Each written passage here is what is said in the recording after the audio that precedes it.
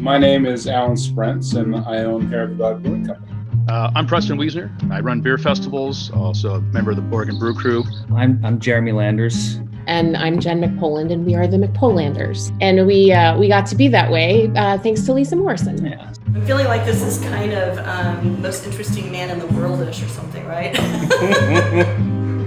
Stay thirsty, my friends. My name is Lisa Morrison, and I am the co-owner of Belmont Station. I met Lisa for the first time at a festival in Newport. How did we first meet Lisa? I first met Lisa through the Brew Crew, which I think is how Jeremy met her as well. How did I first meet Lisa Morrison? It's hard to pin that down because Lisa was everywhere. My husband and I started homebrewing, and we got really deep into it pretty fast, got really involved with the Oregon Brew Crew. I'll never forget, I was actually working as a TV reporter. I was kind of getting tired of that, and I was at a beer festival, and I just remember seeing Fred Eckhart there, and he was standing there with all these people, and they were all talking about the beers, and it just looked so fun and exciting, and he was taking these notes and everything, and I thought, oh, that's kind of like reporting, huh? I might be able to do that. She was one of the early voices, I think, who was part of making people feel welcome and feel like you could be a part of this community of people who love beer and don't just love it because of making it, but love the community around it.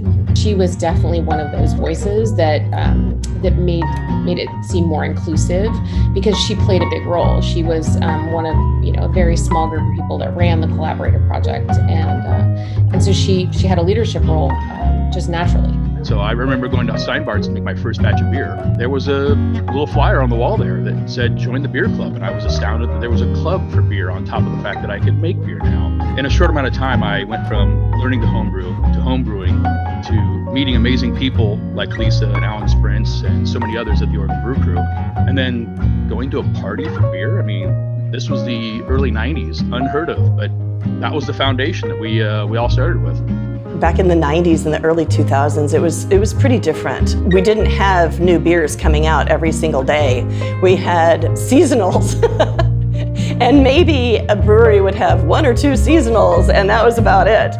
And so it was pretty easy to write about all the beers and taste all the beers and everything because, it wasn't really that much to do. And there was always a lot of excitement when those beers came in, of course. Still is, but it's just that it happens more often now. Lisa was known as the beer goddess for many years. She's always just been the beer goddess to me. She's always been the beer goddess. I think she's still thought of that way. She has kind of a special position because how long she's been in the industry, how much she knows about beer, and how well she knows the people in the industry. Disney, they made an exception. They did not want to put. They didn't want to put anything that had to do with alcohol on a pair of Mickey Mouse ears, but they did it for her after we explained to her, the people, the story. She is the beer goddess. She's recognized as the beer goddess. Lisa also has the distinction of being the only person to ever sleep at Hair of the Dog besides me. It was after a Fred Fest, but I thought I was the only one who ever slept at the brewery, but there was one other person. Yeah, Fred Fest was actually my idea. I remember kind of at one point doing the math in my head, and I was like, oh, Fred's gonna be 80 this year. And immediately I went to, my brain went to, we should have a birthday party, we should do something fun. I immediately thought of Alan Sprentz because of his closeness and Fred, his beer and everything like that. He and I talked, and I ran into Preston Wiesner, and Preston was our third organizer, and the three of us started Fred Fest. I remember going to Fred and saying, hey Fred, we want to throw your birthday party. And he said, okay, but no presents. And he said, and I wanted to make it a fundraiser. We went ahead, and that's when it became a big fundraiser and an annual event. Yeah, we felt since we met as homebrewers and have continued to be homebrewers that the most logical thing to do would be to have the beer goddess marry us. So we asked her if she would get ordained and do our ceremony. So she was ordained as a Dudist priestess on the Big Lebowski website. Church of the Latter-day Dude. Jen and Jeremy's wedding, my first wedding I ever did, and I mean, what an honor to be able to officiate a wedding of such beer royalty as those two. It was fun, and it was also kind of surreal because I kept thinking, am I really doing this? I mean, are they legally married? I mean, I can do this? I guess it worked because they're still married, so there we go.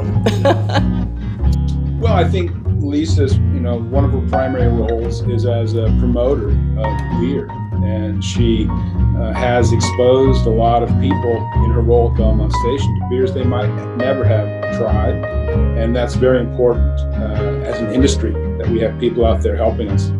I can make all the new beers I want, but getting people to drink them is a whole other thing. So I think Lisa will be remembered as someone who helped people learn more about craft beer and beer in general. I think the most important thing is just the people that we meet along the way. It's such a cool community of people, and I know that we've got some problems, and I know that we're going to have to do some stuff.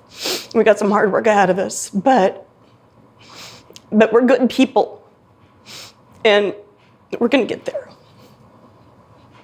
I don't know that you can underscore how important Lisa Morrison has been in building the craft beer culture in Oregon, from being a beer writer and working with not only the Oregon Brew Crew but breweries in general, to starting Barley's Angels, and then Belmont Station. I mean, some people just know her as Belmont Station, but the roots run so much deeper than that, and who she is as part of our culture. Congratulations, Lisa, and it's my first time without a beer at 9 a.m. in some time, but I just wanted to say cheers to you. Congratulations, and I'll see you around the corner for beer soon.